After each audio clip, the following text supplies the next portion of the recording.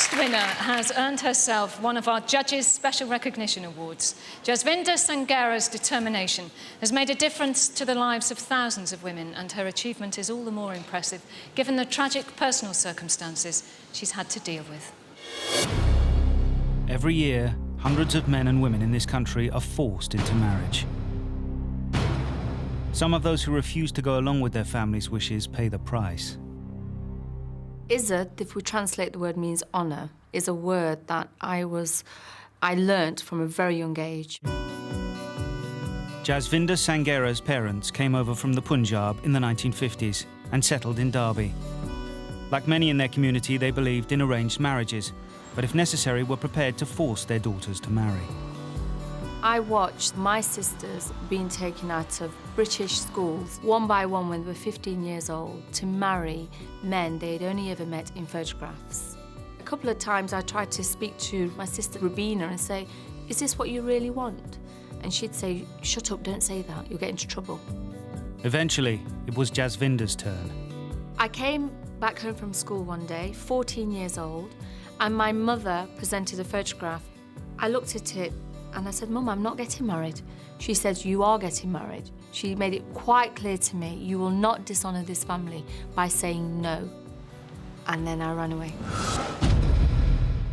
Jasvinder was disowned by her parents, but 8 years later, a friend of her parents tracked her down and told her to phone home urgently. My mother said, "It's Robina. She's committed suicide."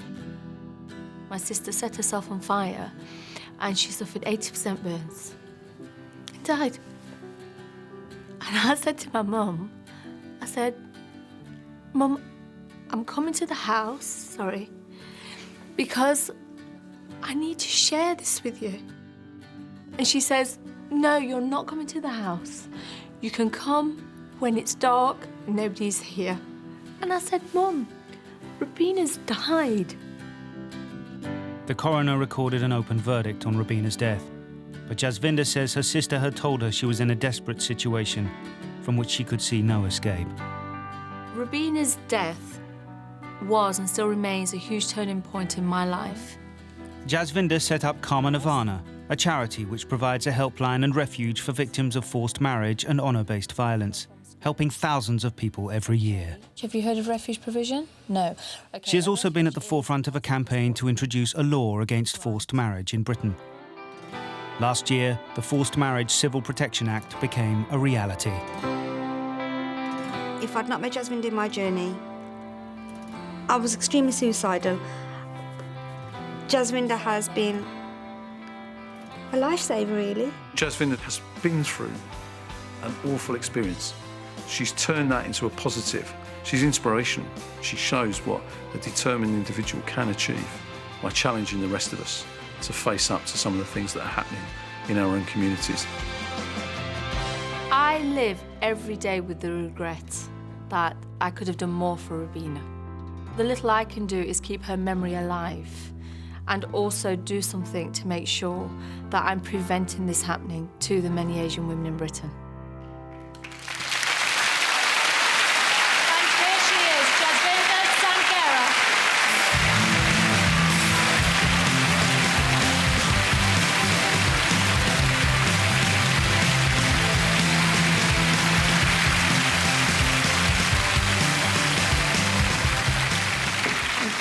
I'm sure Robina will be thinking of you too. Absolutely. I would just like to make the point that England is my home. I don't know any other country bar England. I'm proud to be British, and what Britain has given me, it's given me independence, the right to choose. It is not part of my culture to be abused. Cultural acceptance does not mean accepting the unacceptable.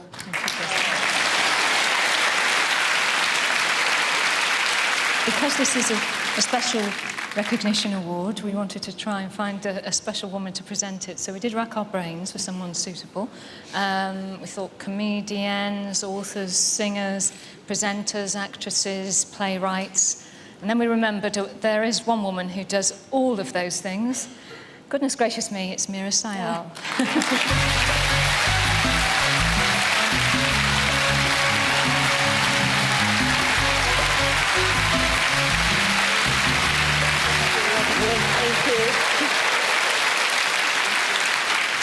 It takes a certain kind of courage to talk about issues that people want to keep secret. And you have brought honour back to our community. Thank you. Thank you.